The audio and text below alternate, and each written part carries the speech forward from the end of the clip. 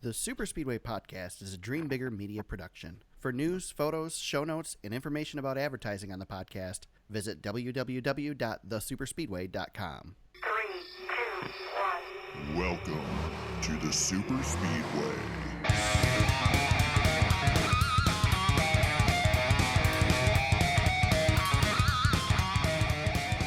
Welcome to episode 65 of the Super Speedway podcast, recorded Tuesday, June 19th, 2018. I'm your host, Eric Young, and I'm joined as always by my co-host, James Cush. James, how's it going today? It's going, but I almost wasn't here for episode 65 of the Super Speedway podcast. Do tell. Yes, so this is not NASCAR related, so if you tuned in to get your NASCAR fix right away, I'm going to digress really quick.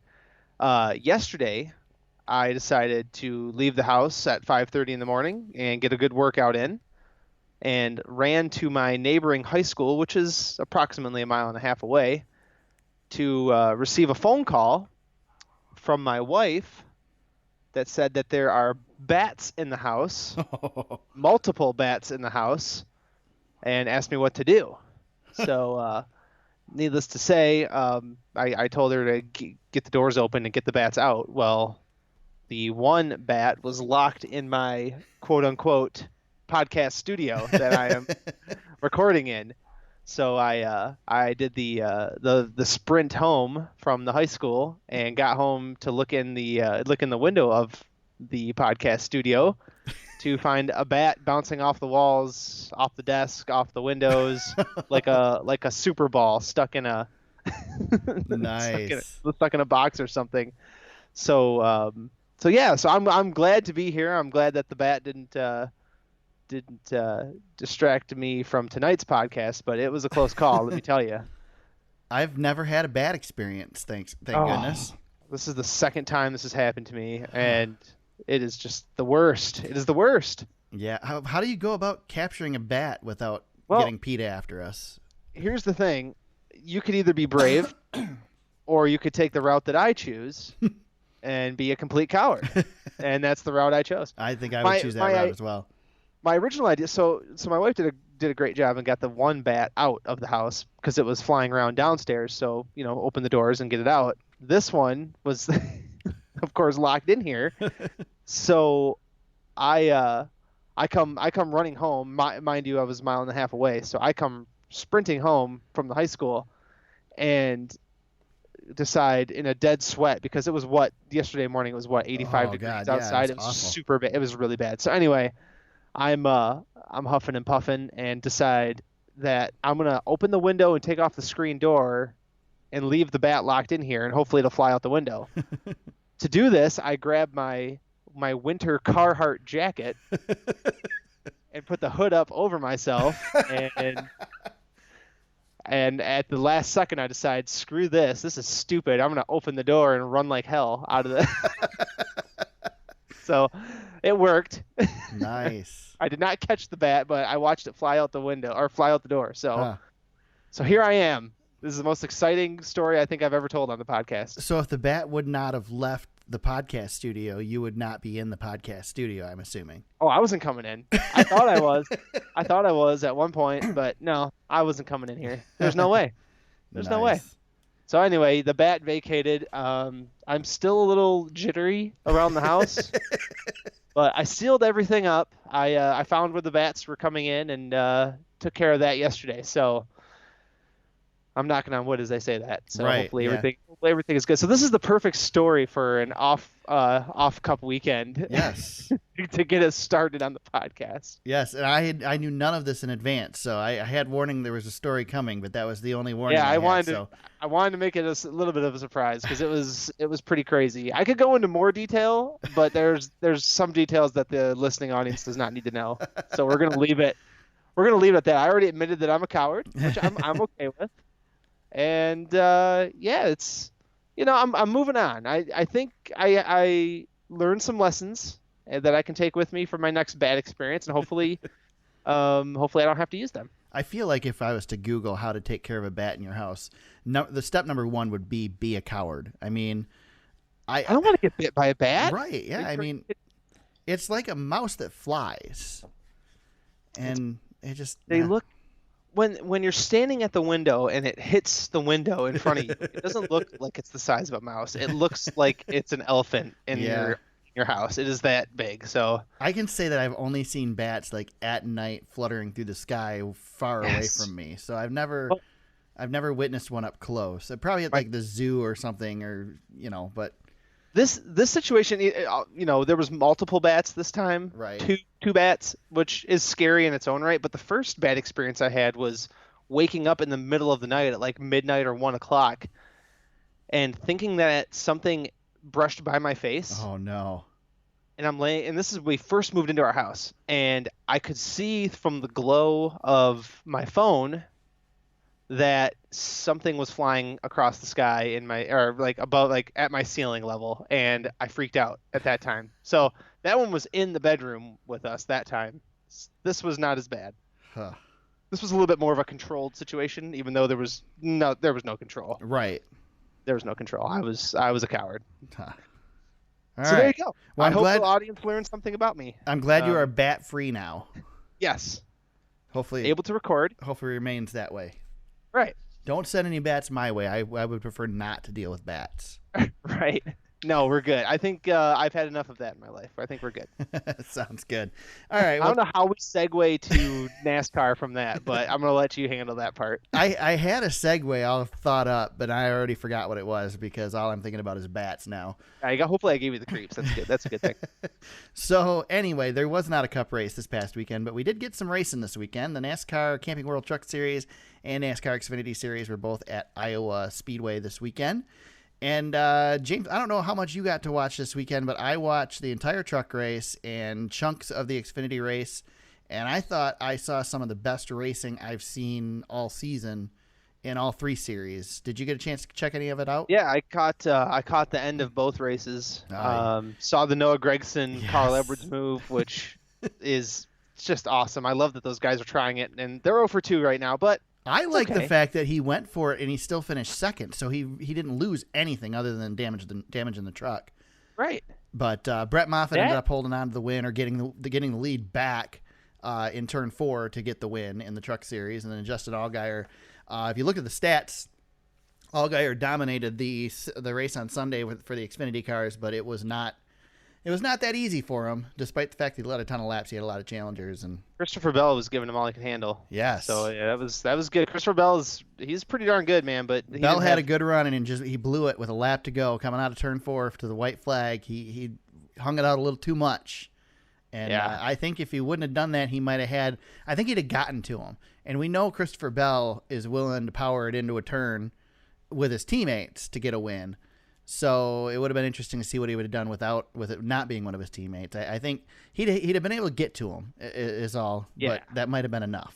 That kid's come a long way from in a very short period of time. Like he's taken his time, and he's super talented. So I don't know if it's Kyle Busch or if it's Toyota or who it is that's been so good at finding this young talent to run in those Toyotas, but it's been something. They've got a lot of guys come through there that are really, really, really good, and so many. In fact, they don't have places to put all of them. They lose some of them, and then they go to drive for Hendrick in the 24 car. Right, you got Byron, and you got Eric Jones, or they go drive for Richard Petty. Yep, Bubba Wallace is a winner there for for a time. So yeah, absolutely great. Toyota's does a great job with driver development, probably better than anybody. That's a great point. Definitely. So I put up a story. I'll start this by saying there's a new feature that I'm going to try and do on our website. I've been trying to get some content up there during weeks when I'm not at the track, because there's many more of those than weeks that I am at the track. So the new feature I'm going to start doing is Eric's Take, and basically it's going to be usually revolving around the Cup Series. What I thought of the race, what I thought of a specific point, just my take on what went on over the weekend. But this weekend, since there wasn't a Cup race, I decided to tackle the lower series, but talk about the Cup Series. And my thought was, and I won't go too deep into the discussion of it. Go check it out at thesuperspeedway.com. But my thought is that it is time for us to start running the Cup Series at Iowa Speedway with the racing that we saw this weekend and all the demand there is for good, strong racing in the Cup Series, lots of battling. And short tracks, you've got everything you need at Iowa, except for some stands and maybe some infrastructure improvements on the roads to get people in and out of the track. It feels like if there was a place to do it, Iowa would make the most sense. And you stumbled across some stuff this weekend too, James, that makes this discussion a little bit more interesting, right? Yeah, I follow Adam Stern on Twitter. He works for he's the motorsports reporter for Sports Business Journal, and I don't read a whole lot of his articles, but he's got some good Twitter stuff. But he commented on Iowa Speedway. Basically, a lot of people like yourself, Eric, you brought up a point that I think a lot of NASCAR. I think every time we race at Iowa, right? Fans and media get into we need to bring the Cup Series out here, and Adam said that the track is losing money and could possibly be losing races rather than bringing some in. So, right. Would love to get your thoughts on that. I'd hate to see us lose any of the racing at Iowa. The series has been so good, but we've seen this too many times with tracks that don't get that Cup date that you mentioned. We've seen Nashville go away. A great example is we brought Rockingham back and had the Truck Series there a couple of times, and fans just didn't come to the show. Right. And that was one of the things with the racing this weekend. We saw great on-track racing. It was great for TV, and we had empty stands. There was it was definitely not a packed show like it once was when they first brought NASCAR out to Iowa. So just a bummer. I don't know if it could happen. I saw Bob Pockrass posting on Twitter as well that to get a Cup race out there would be really difficult to do, and it would take a lot of sacrifice from these other tracks too. So we already know at this point that the soonest it's going to happen is what, 2020. 2020. Yeah. We are locked in. We're locked in to the current system. It's the 5-year deal, and next year will be year 4, and then we've got 2020. Or next year 5, and then 2020 is when everything becomes available. I think that's how it works. Right. And so here's my take on it. First of all, yes, they've been losing fans at Iowa, as every other track has been. I think a Cup race is the thing that could save Iowa, to be honest. There's a reason, and I don't have. I mean, I'm basing this on things I've heard, and I have no numbers behind this whatsoever. But there's a reason that we don't have a bunch of standalone Truck Series and Xfinity Series events. And that's because a lot of the TV money goes to the Cup tracks. And that's right. it. Yep. And I saw a figure, and I don't remember who it was from, and I don't know how accurate it was. I saw this too. But it was something like 90% of the TV money goes to the Cup tracks. And only a very small amount goes to the Xfinity and the Truck Series. Obviously, you have that last 10% to dish out there. So they're not getting the money at Iowa that they would be getting. I mean, there's a reason that tracks like Michigan can continue to run races despite the fact that they keep tearing stands down, and that's because of the TV money they get. And that's why these guys are locked into these 5-year deals and all this stuff. So I don't know. I think it's a problem we need to get away from. And the fans, and I get it. We don't want to do everything the fans want because the fans aren't always right, despite the fact that they think they are. We run into that with this package that we've been talking about, and I'm still on the fence about that we've talked about the last 6 weeks and year and whatever. But I think everybody can agree that short tracks are the roots of NASCAR, and you don't have to worry about aero problems at short tracks, and you don't have to worry about all these problems that are causing the series to be an issue. And it used to be, okay, you couldn't run a short track. You couldn't have a bunch of short tracks on the schedule because you needed to fit, a couple 100,000 people to 500,000 people into a track on a weekend. We don't have that problem anymore. Iowa seats 30,000. You can say average Cup race, probably you're looking at about 60,000. You can fit 60,000 people in on a half-mile track or a three-quarter mile track. Yep. So... And that's all Michigan. You think about Michigan as a 2-mile oval, and they only seat 66,000 right now, right? And they're not filling that up. So I think the biggest problem that Iowa has against it is the fact, and it's ironic that it is it's owned by NASCAR. It is the only track in the world that's owned by NASCAR. I know there's other tracks owned by International Speedway Corporation, but that's not NASCAR. Right. It's a separate company, despite the fact that it's the same people. NASCAR owns Iowa, and if NASCAR goes and puts Iowa in place of a track for either their company or in place of a track for SMI, or they take a race from Pocono or Dover or whatever and stick it in Iowa, they're going to look like the bad guys, and they're going to tick a bunch of people off. They are. Yep. And even if even though they own SMI, they don't really own SMI when you think about board members. ISC. They don't. I'm sorry. Yes, ISC. SMI is Bruton Smith. Yeah, thank you. Yeah, I know. I get them all back. I get them backwards once in a while. Don't confuse those guys, because Bruton. I'll tell you what. You give one of Bruton's races away, and you are going to start a new series. Is what you're going to do. He's taken enough races away from people who care. Right. to start his own war. The only thing that I think they have going for them is after this 5-year deal is out, if they start taking second dates away from tracks, shortening up the schedule, there might be room to add a race or two, such as Road America, things like that. There might be a way to squeeze some of these tracks in and not irritate people quite as much. But it's going to be tough. It's a tough road, but I think this is one of those things that NASCAR needs to figure out how to do it. Well, everybody involved in the sport is screaming for schedule changes, except for the people whose pockets are probably getting lined the most, which, that's the way it goes. But, what do you think, James? Do you think when we restructure after 2020 or whatever, do you think we're going to have any less races, or do you think we're just going to stay at 36? I think it's going to stay 36. I do too. I think NASCAR is aware that if they don't do something, that they are going to look like fools. Mm-hmm. So we're going to see some changes. Well, they've been promising us big schedule changes for and I 5-6 years. I hope they do. Yeah, I hope they do. Yeah, I really do. I agree.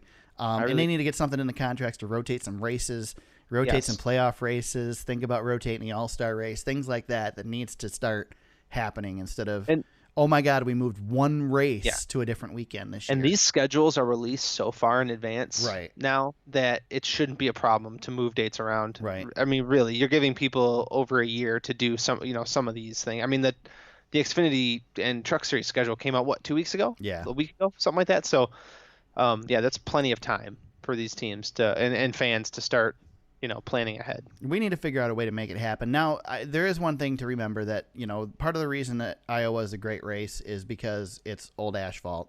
And if there was some way we could put old asphalt down at every track instead of putting new asphalt down, that would help. But we can't do that. We don't have that technology to do that. So Iowa hasn't always been this good.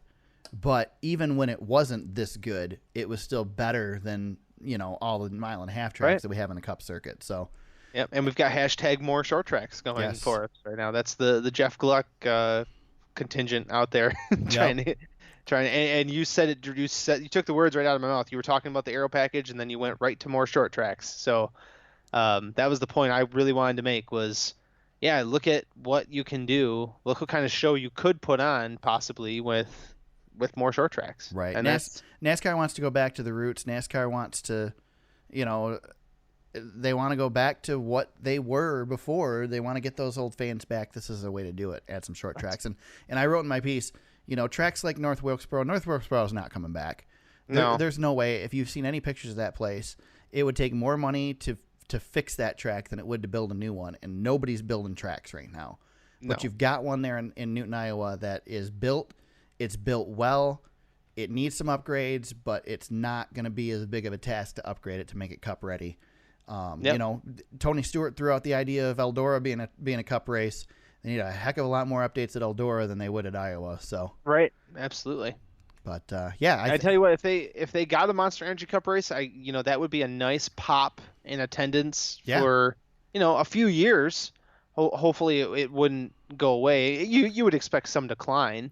Yeah, the problem is okay. How interested is the Midwest in NASCAR racing? Because you got Iowa, you've got Gateway, you've got Michigan, you got Chicago, you got Kentucky, in there. Yep. You got Indianapolis. You have all these tracks in this area now, and it used to be.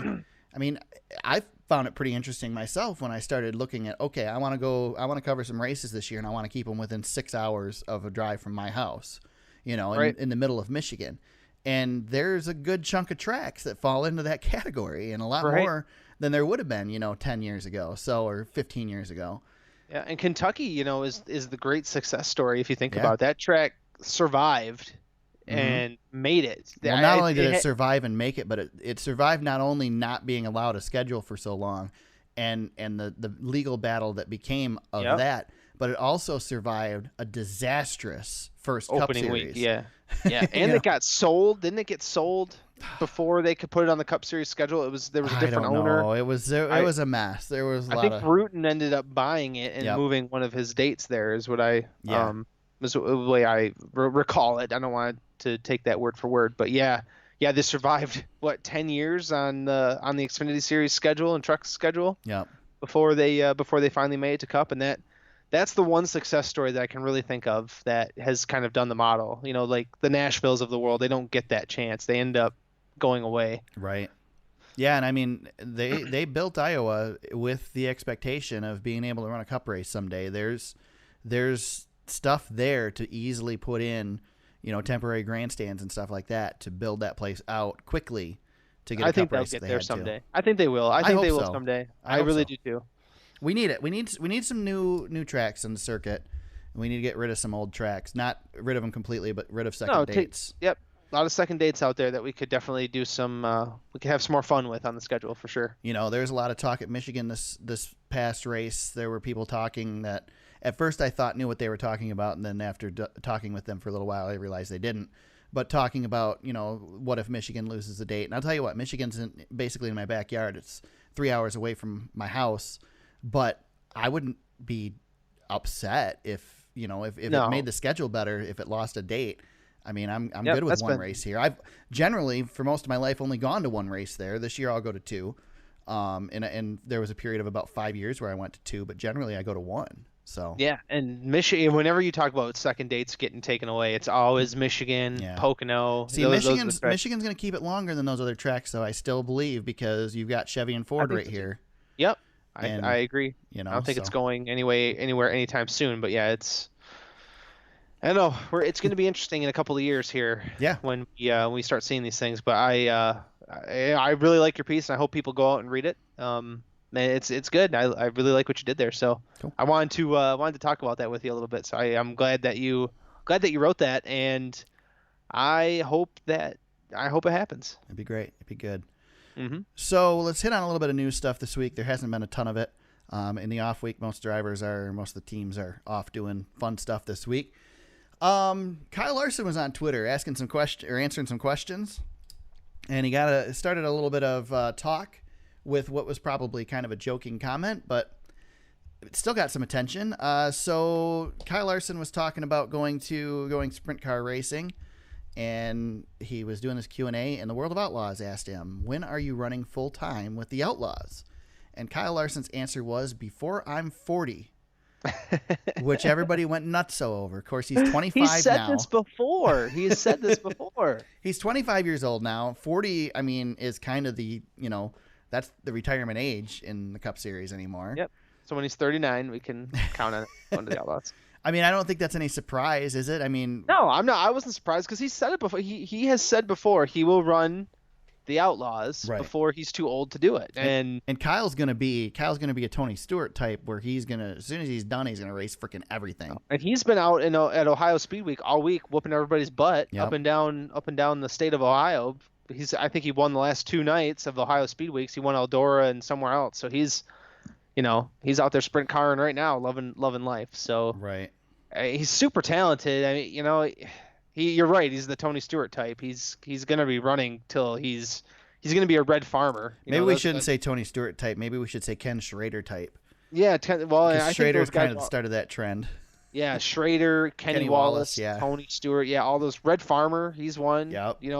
That's the model that they all follow is Red Farmer. He's the one who's, what is he in his 80s now, still out there, running dirt. So yeah, he's just cut from that cloth. You're gonna, guys like Christopher Bell are gonna do the same thing, I think. Yep.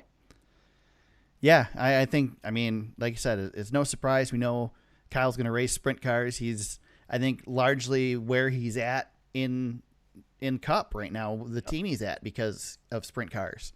Yeah. I think if he went to Hendrick, he's not going to get that opportunity. I think that's a sticking point. That's one of those things that's kept him at Chip Ganassi. Is Ganassi being willing to give in somewhat and let him run that stuff? Thankfully, nothing bad's happened as a result. But yeah, and Larson, that's another thing that Larson has said in the past before too. Is the Cup Series is a job right that allows him to do what he loves to do, and racing sprint cars is what he loves. So, I'm somewhat surprised that he put a number on it, but I guess I'm not, because he's one of those guys. He's pretty honest. Yeah. He doesn't really care. He's going to say what he's going to say. He did that and it's Michigan. Not like he signed a contract or anything. I mean, yeah, he's just being honest. He said he was going to answer questions, and by God, he did. There you go. All right. Charlotte announces what the heck are they calling this thing? Roval Fest or something? Yeah, the Roval Test. Yes, Roval Test Fest, free test fest. Yeah. On let's see, July 10th and 17th. Leave it to NASCAR to completely botch the marketing. basically, they're first of all, it's free for fans to watch. They're going to be testing at the Roval 9 to 5 p.m. 12 to 1 lunch break, July 10th and 17th. And basically everybody's going. There's like 17 teams the first day, and there's like 18 teams the next day. Let's run it down here. So on July 10th, Martin Truex Jr., Jimmy Johnson, Chase Elliott, Kevin Harvick, Clint Bowyer, Denny Hamlin, Daniel Suarez, Brad Keselowski, Paul Menard, Trevor Bayne, Jamie McMurray, Austin Dillon, Chris Buescher, Casey Kane, Michael McDowell, Gray Galding, Landon Castle, and BJ McLeod.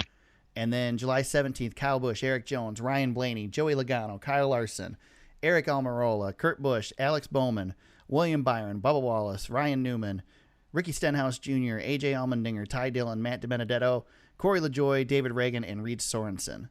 So fans will be able to watch from different seats, check out what seats they can sit in during the actual race, and it's totally free. So pretty cool to check out if you're in the Charlotte area. Yeah, heck yeah, go. Yeah.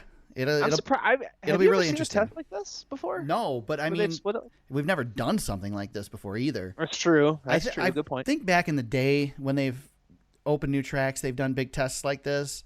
But I mean, this is like uncharted territory here with this Roval thing. So, yeah, I remember them doing a practice session at Dover, like way back in the 90s, like 95, when they first concreted it. They did a practice like the morning of the race. Okay.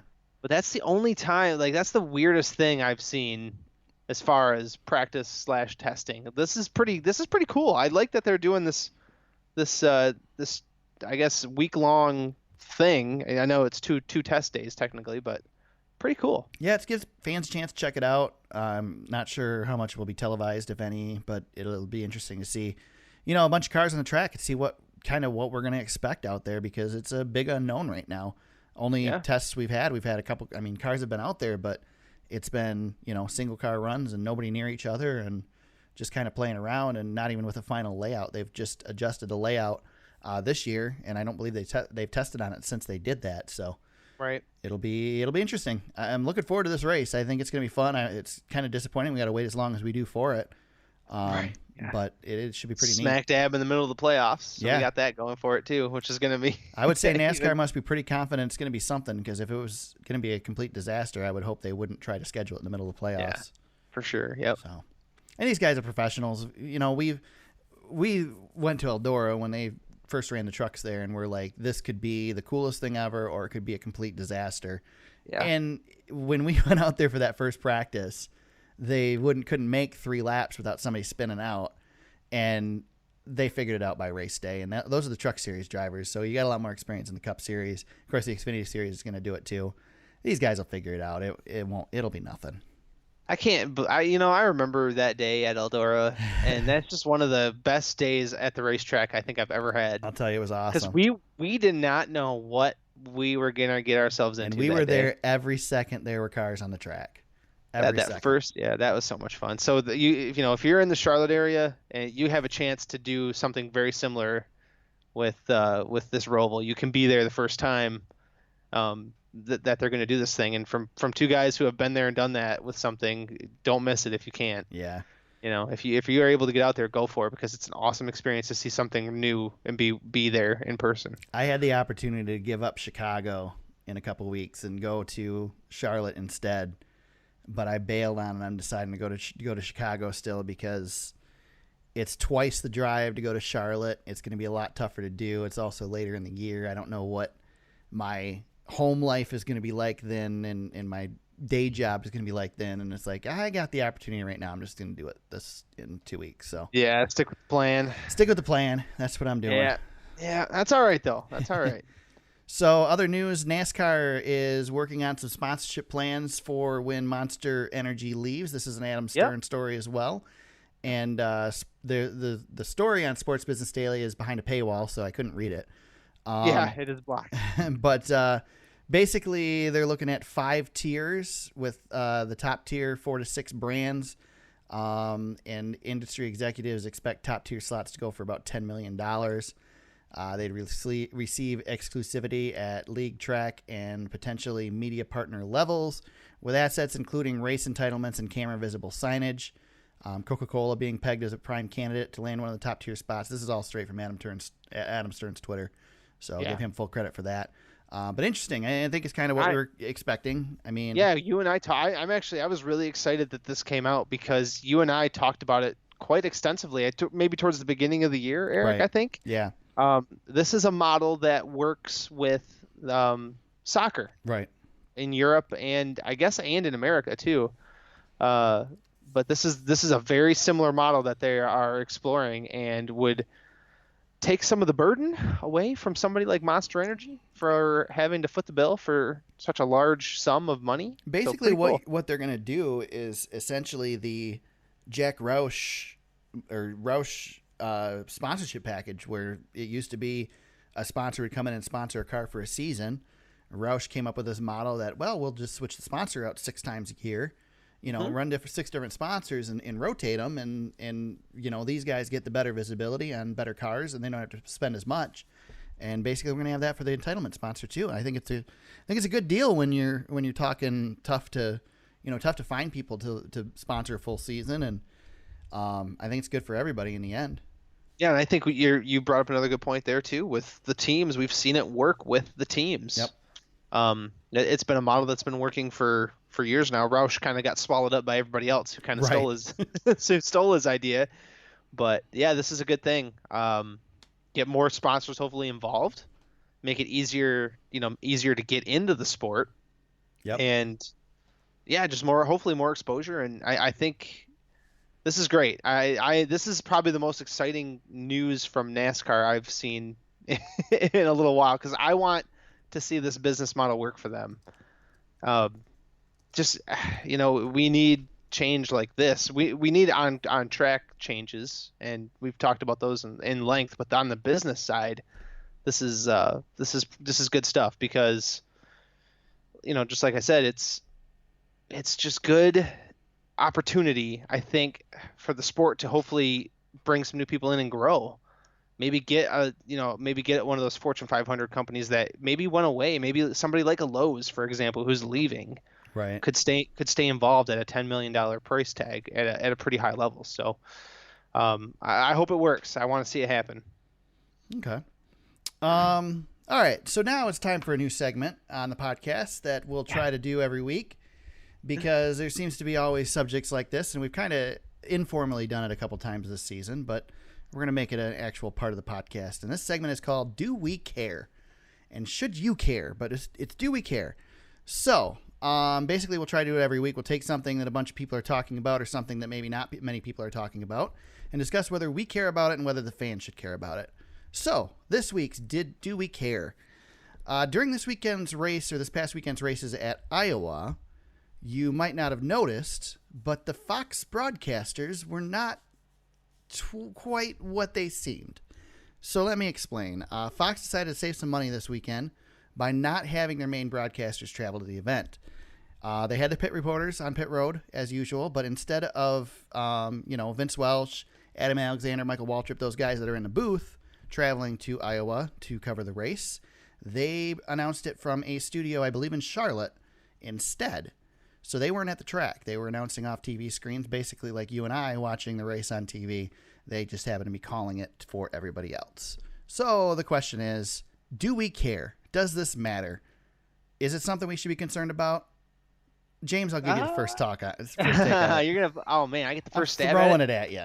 Okay, so do we care? Is Do we I don't care, or should people care about it? Is it a big I deal don't or think. not? No, I don't think so. Because it's not something new.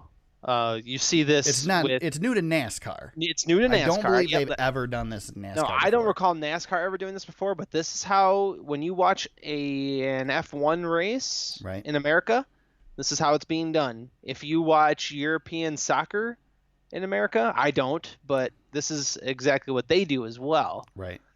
So it's just taking that model and applying it to NASCAR. Instead of traveling across the country, you're just staying at home. And I don't know about you, Eric, but I couldn't really tell the difference. I thought they did a fine job. Had I not known, I wouldn't have been able to tell.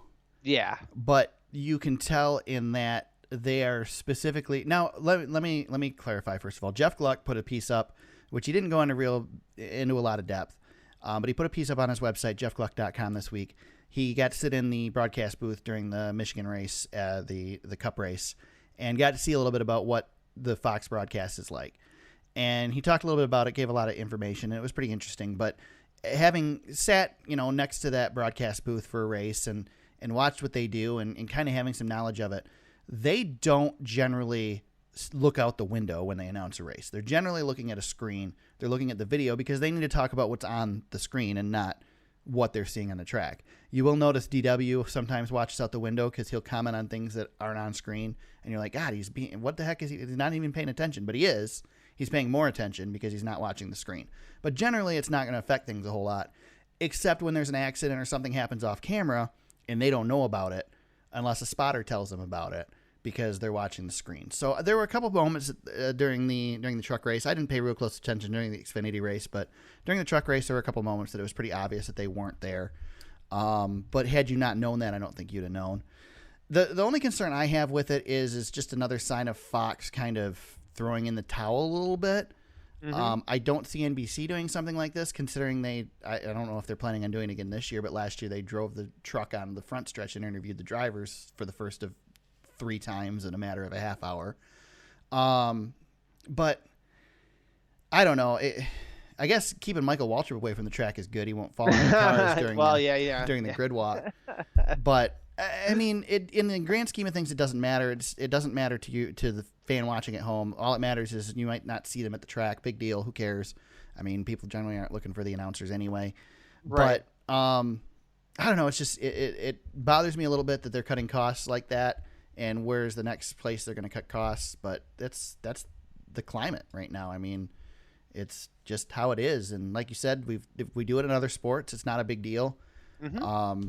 Let me give you an example. I mean, I won't compare Monster Jam to NASCAR. Oh, yeah. But if you watch a Monster Jam broadcast, you might notice that you'll have a guy that's an analyst in the booth that just happens to leave during his run in his truck, and then he's back in the booth. He's not running down the stands and going and getting in his truck. They record that afterwards. And the same thing with, sometimes the main guy will be down on the track interviewing somebody. That's all done in post-production. Because they don't broadcast those live. They usually wait about a month before they air them. So it's nothing new. And actually NASCAR has done it before too in the way back past when they didn't do races live. So, oh yeah. It's 70s, 60s, 70s. Yeah, it's not a big deal, but it's, I guess, disappointing, but not anything. Should the fans care? Nah. No. No, but I think I like this segment. Yes. I like this, even though we don't care. Right. I like. Sometimes we will, though. We will care sometimes. I think do we need like stock music to play in the background of our Do We Care to make it more intense? I do plan to maybe do. I've been wanting to do bumpers for some of these segments because we do the news segment every week. We do the race preview every week. One of these weeks I'm going to have some time. Never. But one of these weeks I'm going to have some time and I'll put some bumpers together. Time? We'll really beef up this podcast and make us sound really professional. Oh gosh. Well, yeah, that would be, as long as we're still starting our podcast talking about random things, right? That are not racing related. Oh no, we won't become too like, I think we've gotten looser as we've gone along with our format, and I like that. So we'll keep it that way. We want to have fun. Good. Yeah, absolutely. I think we have personalities that people would be interested in. Maybe. Outside of racing, I guess. I don't know, Yeah. but hopefully, anyway. I don't know. I never had somebody walk up to me and say, "I don't like you." So Yeah. I think that I'm doing okay. Huh. I think I'm doing okay. I guess I've not had that too much either. So I work in the newspaper industry though, so sometimes people do that. That's a good point. Yeah, they do. Yeah, they see It's you. one of those industries that people just walk up to you and they tell you suck, and it's just like. You know what? You make a good point because I do recall that happening. Yeah, it's not fun. I hate that part of the job. Yeah, right. You can't go out in public and do anything because people are commenting on your work. Yeah. Yeah, you can't take the family anywhere. Right. Oh God. And here I go wanting to get into it in NASCAR too. Oh, why not? Right. You could, I wonder how Pockris and Gluck feel. Oh my God. I actually have been following Jeff Gluck arguing with fans on Twitter as we've been doing the podcast. So he's getting more. What's the word I'm looking for? Feisty? Yeah, feisty. That's feisty. the word I want. Yeah. Yeah, he's been getting feisty. I like it. Yes, me too. I think he's getting comfortable. The Patreon thing's working. He's got a groove going now, so he can get a little fiery and know he's not going to just alienate everybody by doing it. And people are supporting him and like what he's doing. So I think as long as he doesn't write a I love Toyota more than anything piece, I think he'll be fine. Right? Yeah. You can pretty much get away with anything else. Yeah. Definitely. I was trying to think of another example of something he could do to really. Dale Earnhardt Jr. is the worst driver ever. That would be another one that could really. Yeah, Austin Dillon is the greatest driver of the 3-car of all time. Yeah. Try that one. See how many patrons he has after that. Okay, now I'm going to isolate that sentence that you just made, and I'm going to make that part of the intro or something. Oh, please, yeah, that'd be great. I bring it on. I like that. All right. So we did not have a race this past weekend, but guess what? We have a race this weekend. We go to California. We don't personally go to California, but the NASCAR Monster Energy Cup Series is going to California to Sonoma Raceway or Infineon Raceway or Sears Point or whatever it's called now. I think it's Sonoma Raceway now. It is Sonoma Raceway. For the Toyota Save Mart 350 on the road course. First road course of the year. First of 2 or 3, depending on how you are considering the Roval to be. What do we expect this weekend? I think Sonoma's kind of been give and take. Like it can be a really good race, and it can be not the greatest. It kind of depends on how mad at people are when they go into the race. It's one of the races I look forward to most during the season. It's definitely in my top 5 events. I just every year. wish it was the old Sonoma. I don't. Right, I want, and I know nobody passed in the carousel, but interesting things happen in the carousel, and we don't have that anymore. They've NASCARified the track too much that it's not as interesting. But I love restarts there, especially late in the race because there's people on the grass and all that. There used to be a lot more runoff areas and areas where cars could spin off and then hit tires and go flipping through the air like Steve Park. We didn't talk about Steve Park, James. Were we going to talk about Steve Park today. That's one of our. If you guys listen to this podcast enough, you know that Eric and I will text about random things in racing history. Right. And my text to Eric today was, has anybody crashed harder more than Steve Park in the history of NASCAR? Because they had the top 5 moments in Sonoma history on the NASCAR and NBC Twitter this morning. Right. And Steve Park, I didn't even remember this crash, but he and Ken Schrader both went airborne, flipping all over the place. And I'm like, my God. Yeah, I think Steve it was turn 1, wasn't it? I think it was, yeah. And God, I see that. I have the thing pulled up on Twitter right now. I'll have to share it. But man, Steve Park, think of all the crashes that guy's had. This one was just as bad as any of them. He goes flipping around like a top. And I would say, and I argued this immediately when you said if anybody had harder crashes than Steve Park. Danica Patrick has had harder crashes than Steve Park, but Danica Patrick didn't get hurt in her crashes. Steve Park's a compiler. Well, and the thing is that Danica Patrick's crashes were hard crashes, but they weren't as spectacular as Steve Park. I mean, Steve Park's Pocono crash where he went flipping, his Sonoma crash where he went flipping, the crash at Atlanta that he got hurt in where he hit the wall 3 times, the weird Darlington crash, the Darlington the one that really hurt him, the one that pretty much ended his career was the Darlington crash. And then there was the Darlington where he came back in the Xfinity Series and he was leading the race and running away with it, and he ran into a lap car and wrecked. Yep. I mean, Park has been in some crazy ones. Yeah, that's the crash. If you go back, Steve, that's the crash that pretty much ended his career.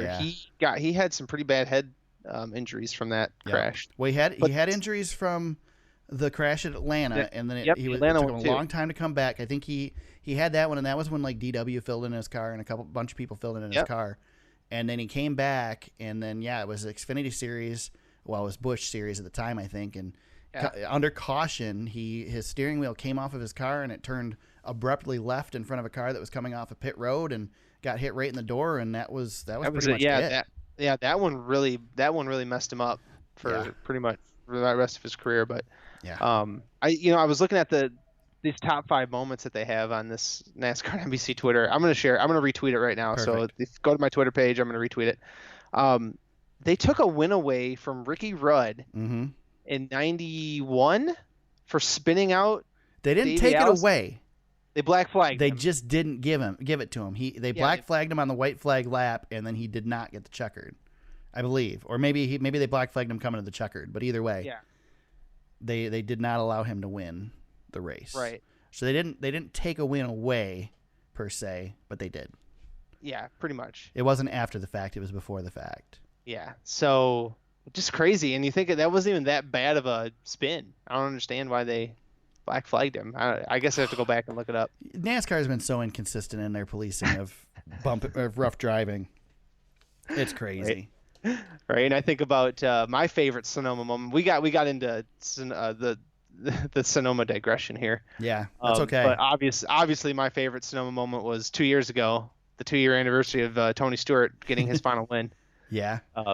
With the whole last lap, Denny Hamlin back and forth was just, oh man. I liked it a couple years before that with him and Brian Vickers getting into it. Oh yeah, that was good. Where he ended up on top of the tire barrier. One of the few times Tony's been wrecked in his career and laughed about it afterwards. That I had it coming. I deserved he got it. absolutely punted. Vickers got him so good. Yeah, it was a good He one. was okay with it. Yep. He was like, yeah, I was a jerk. Yeah. One of my big memories of Sonoma is Mark Martin coming out of the pits and losing a tire on the old 6 Stroh's car, spinning out and hitting the tire barriers in turn 1 and flipping over. Yeah. Yep. Yeah, there's been a lot of moments. It's funny because Sonoma hasn't been with us that long. I mean, 30th race this year, Yeah. 30th anniversary. So crazy. that's pretty cool. Yeah. So, man, I still remember. I remember the last race at Riverside. Oh God, that's before Riverside my time. was such a good track. That's before my time. Go back and watch some old videos of Riverside. In NASCAR 2003, I raced on Riverside in that game, and that they had somebody built an updated version of it that would be like what it was today if it would have stayed, It stayed wasn't the a track. subdivision now, Yeah. isn't it? Yeah. And it was just a great track. It was so much. There was a tight section. There was a really high speed section. There was a big fast, straightaway that was just insane, and real tight kink, and then a long winding turn toward the end. It was good. It was a good track. Tim Richmond was the man at Riverside, and he piled up a whole bunch of wins there. There's some good Dale Earnhardt, Jeff Bodine battles there and stuff. Oh, yeah. Go on YouTube and watch videos of Riverside. But now we have really gone off track. Yeah, we have. Well, we should talk about the good, the good drivers that we have in the field for this weekend's race. Yeah, who do we have in the field for this race that's good, James? Everybody is good at road course racing anymore, aren't they? Yeah, we don't really have the ringers anymore. No Boris Seds out there. Right. Ron Fellows. What's another good ringer? There used to be. Remember they? Oh man. Scott Pruitt did some. Oh yeah, Scott Pruitt. Patrick Carpentier was. Yep. He tried to go full time and then he became a ringer for a while. Yep. Oh God, God, there were a bunch There's of some them. really good names. But nobody's ever done it. None of the ringers have ever won a cup race. No, the only one who got close was Fellows won a couple Xfinity races. Right. I remember. Yeah. It's been done in the Xfinity Series, but never in the Cup Series. Never in the Cup Series. It used to be you had a couple guys that were pretty good in the Cup Series, and a lot of it has to do with the fact that it's so different to drive one of these stock cars. I mean, these cars are not built for road racing. They are hard to drive. They're top heavy. Yeah. They're wide. The tires are skinny. They suck on road courses, really. So you have to know how to drive one of these cars to be able to run them on a road course to begin with. You're not just going to jump in as a road race ringer and be able to win in this series, especially in the Cup Series. So And, Yeah. and nowadays with the talent that we've got, I mean, Boris Said is probably largely responsible for about half of the talent in the field on Sunday Yeah. because everybody's gone to his road racing school. So Yeah, he's a big one. And then oh man, who was the driver for? Oh gosh, he used to race F1. Oh my gosh, I'm drawing a blank. Juan Pablo I do that. Montoya. Now, well, Juan Pablo had success on the road course for sure. Yes. Max Pappas. There you go. Max Pappas he did a lot of training as well. I know he worked with RCR for a while too. So here's the tip for those of you oval racers that want to race a road course. Here's what's different on a road course, and I've learned this just from watching videos and hearing people talk about it and whatever. And obviously there's way more to it than this, and I've never done it other than play on a video game. But when you race an oval, when you race in the NASCAR series, you go into the turn, and as you're turning in is when you're braking or you're letting off. So you guide that through the turn. You use the brakes through the turn. And in a road course, you want your best road course racers, they do all of their stopping before the turn.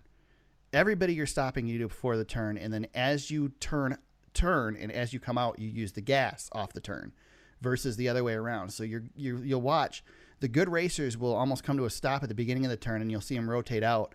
And the guys sliding the front tires going into the turn, those are the guys that don't know what they're doing.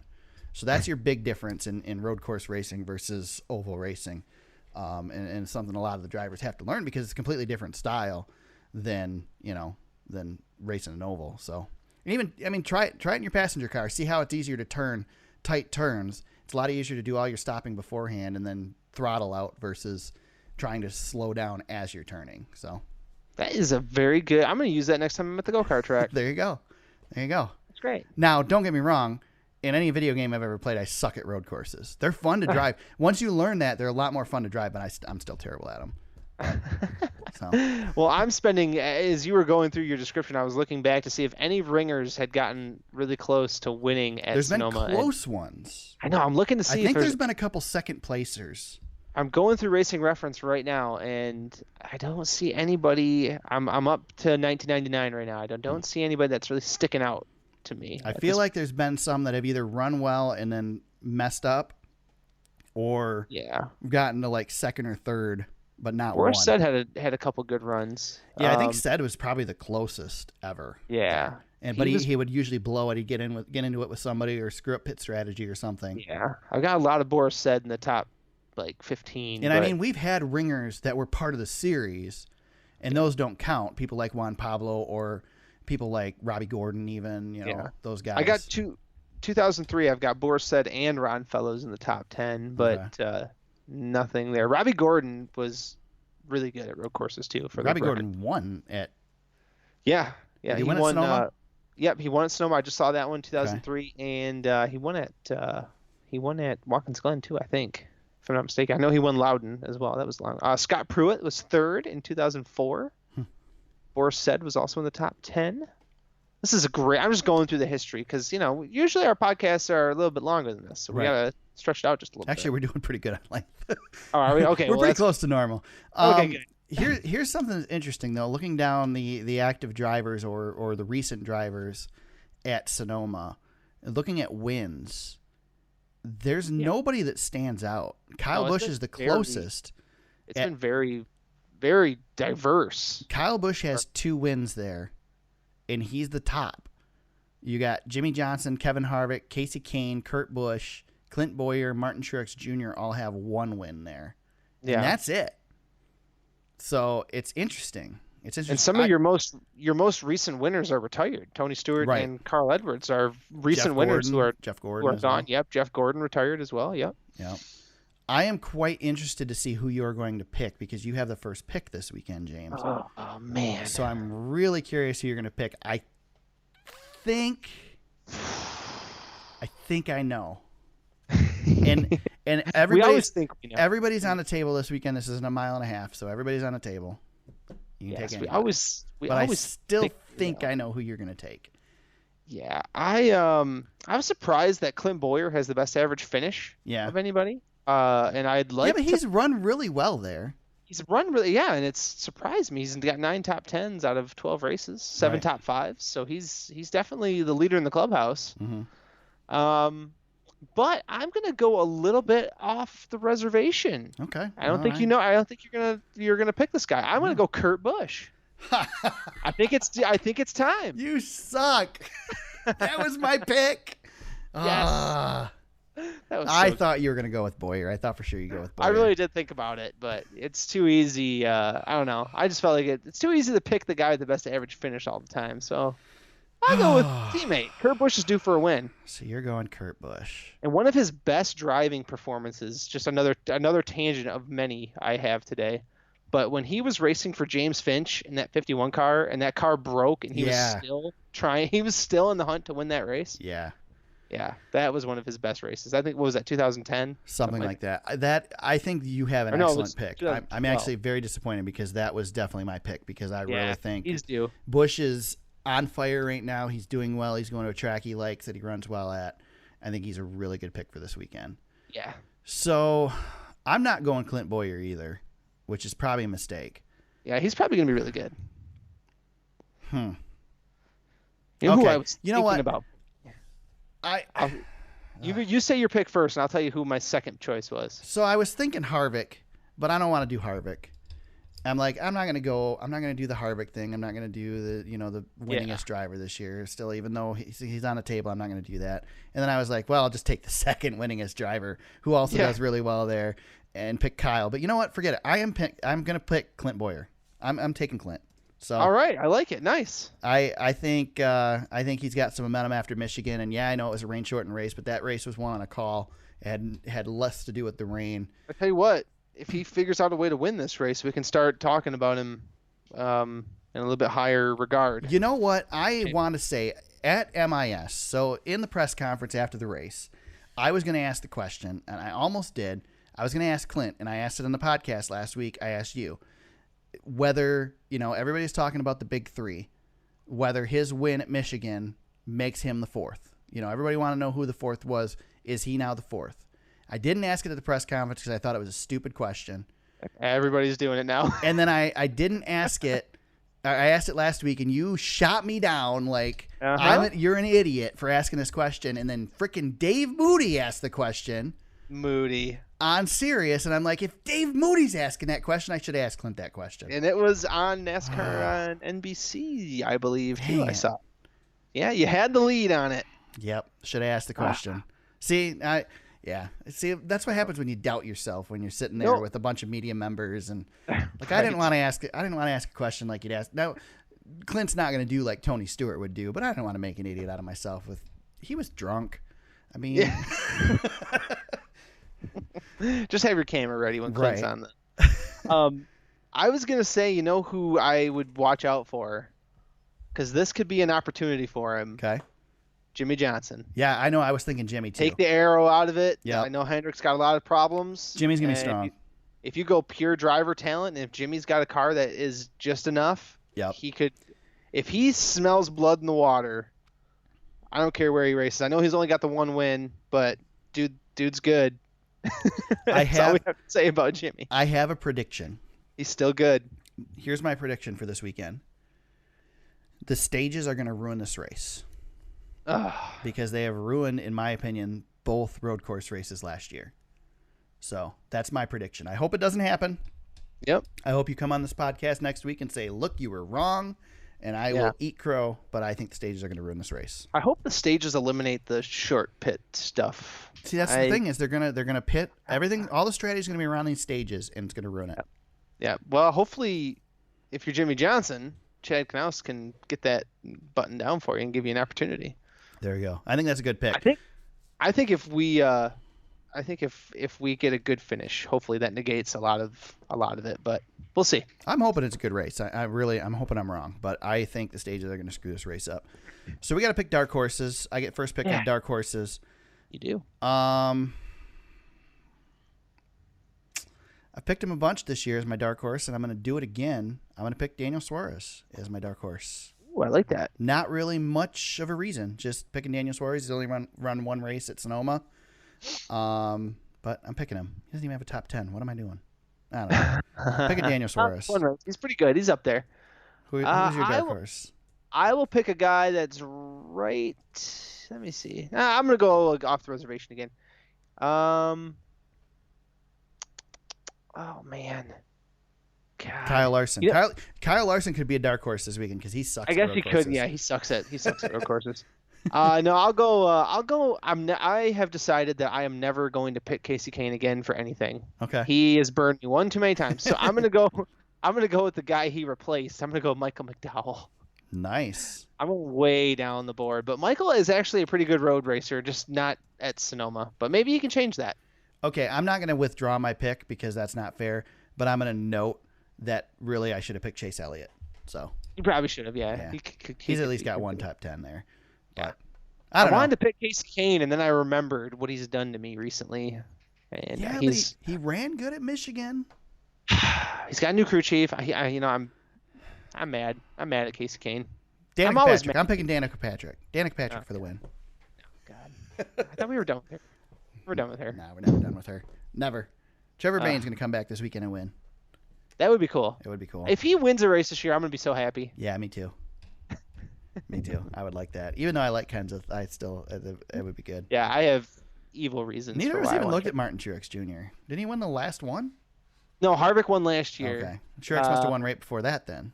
Yeah, I think no. Stewart won that one. Oh my God. Stewart Haas Racing's back to I back. feel like And Truex just won there. he won in the 56 car, so it's been a while. Oh yeah, you're right. That's right. Okay. So 2011 or 2012, 2013, somewhere in there. Because Yeah. Carl's in there too. Carl just won there, maybe before Oh, Stewart. whatever. I'm wrong. Don't worry about it. That is what it is. It's all right. You got the winner. I think Kurt's gonna do it. I hope so. That'd be cool. All right. Anything else we want to talk about this week, James? Oh, it was a longer podcast than I thought it would be. Yeah, we get talking and get off track, and we can stretch. We could talk. We could do one of these for 2 hours every week if we wanted to. I think we're better when the Cup Series doesn't race than I we think so, are too. when the Cup Series does. Yeah. Moving on. All right. So, any shout outs this week, James? Not that I can recall. I'm good on the shout outs this week. I'm going to shout out my stepdad, Mike Stevens. His birthday is tomorrow as we're taping this podcast. And he's been a supporter of the work that we've been doing. He's been following and retweeting. Well, not retweeting, sharing stuff on Facebook. So we appreciate that. All right. I don't know if he's Yeah, good listening, dude. but yeah. So, Happy birthday. yeah, big thanks to him. And yeah.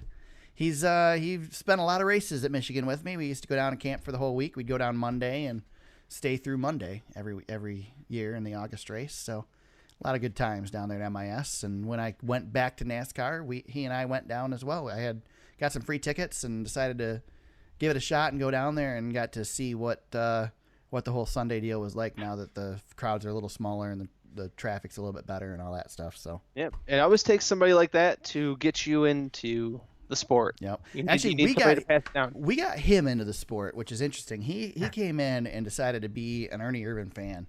That a boy. And See, I know I like them already. he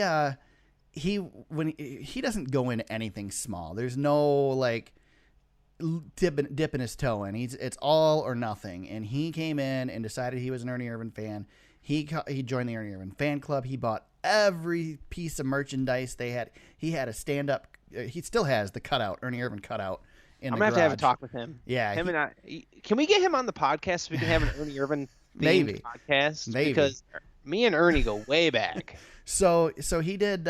He bought all the stuff. See, if we recorded tomorrow, we could have done it because that's actually why we're recording today. Is we're spending tomorrow with him for his birthday. But Good. anyway, at that time, Ernie's mom ran his fan club, and she told him when he called in there, he was calling in for something. And she says, "You know, you might be Ernie's biggest fan." She tells him, and he was proud of that moment. I'm sure he's still proud of that moment. So. That's awesome. Yeah, if they sold it in his merchandise store, his official merchandise store, he owned it because he bought everything. It was nuts. He was decked out in Kodak number 4 gear, and then the next year he went to Robert Yates. So That's usually how it goes. yeah, that was the last time he went really crazy buying a lot of NASCAR stuff. Yes. Nowadays you can't do that crap because everybody changes sponsors and paint schemes and Oh everything. no, you every never. year. Yeah. Back then, you my ran the thing same was paint you only scheme for buy 5 stuff years. with the number, Yeah. and then even then, Even you're then, not yeah. Yeah. Look at all those number 8 tattoos. Oh yeah. I was one of them. Tony Stewart switched numbers on me. Yep. Yep. See, just another reason why the number should go with the driver instead of the team. So, Another go back tangent. to previous podcast topics. All right, so Fantasy League, is there any point in plugging that? Nope, we don't have any updates this week. Perfect. Still chasing down Todd. That's There you it. go. If you want to join the Fantasy League, hit us up on Facebook. We'll tell you how to do it. If you want to give us some support, I'll preface this with this. This week I put up on our website, www.thesuperspeedway.com, thesuperspeedway.com. Make sure the is in there. I put up my schedule for race coverage this year, what races I'll be going to. Next up will be Chicagoland in 2 weeks. So if you want to see us set some more tracks, we'd love for you to give us a little bit of support. Visit patreon.com/thesuperspeedway to become a patron. There's a bunch of tiers you can join there to become a part of the podcast, take a little bit of ownership in what we're doing, and help us get to the track. Every bit of money raised through Patreon will go back into equipment and travel and whatnot to get us to the track. So we really appreciate everybody who has supported us so far, and we hope that more decide to join and help us live out this dream and get to the track and give you guys the coverage you want. And you get on that one of those tiers, you can help influence what we're doing. So that'd be really great. Let's see, James, where can they find you on social media during the week? At James Cush on Twitter. That's Kuch There you for go. my last name. Thank It's you. a good idea. Yeah, we probably should spell that because I know. I do it every once in a while. Hopefully, I think Kush like Koosh, like the Koosh balls. Yeah, I know. And nobody ever gets it right. Not either, to so- mention I pronounced your name wrong for like how long did I know you? 10 years? Not that long, but the entire time I knew you until about a year ago, I pronounced it wrong. So Yeah, it's all good. I don't take offense to it. one of my coworkers said to me one time, she says, I don't think that's the way it's pronounced. It's like, yeah, I figured that out. Oh well, it's still Kutch to me. All right. Yeah, all good. You can find me on Twitter at @TSuperspeedway. You can find the Super Speedway on Facebook, facebook.com/thesuperspeedway. Find us on the web at www.thesuperspeedway.com. You'll find show notes on there, a bunch of coverage from the races that we've covered. I actually have worked a little bit to do some tagging, so if you click on the tag for Firekeepers Casino 400, for example, you'll get all the coverage that we had from that weekend and all that. Try and make things a little bit cleaner. Hoping to do a little bit of a redesign on the site, but last year I tried that. I spent like 6 hours one day trying to redesign the site and ended up going back to the same template we had before, so I don't know what I'm doing, but I'll give it a shot. So check that out there. We'll also have some other pieces. Like I said, Chicagoland coverage coming up soon. I'll be at Eldora and Kentucky and Michigan and all those. So, and look for every week my take on whatever happened the week before. You can find the podcast on there as well and find it on iTunes, Google Play, and SoundCloud, wherever you found it today. We hope you subscribe and join us. I've been watching the numbers. They're still clicking along. We appreciate everybody who has joined us. Tell your friends, tell everybody you know, and get them to join the train as well. I think we have a good time here, don't you, James? I do too. Yeah, absolutely. It's fun. There we go. So we go to Sonoma this weekend for some more NASCAR racing on the road course, and then we go to Chicagoland the next week. We'll be back next week to talk about Sonoma and to preview Chicagoland. Until then, let's go racing.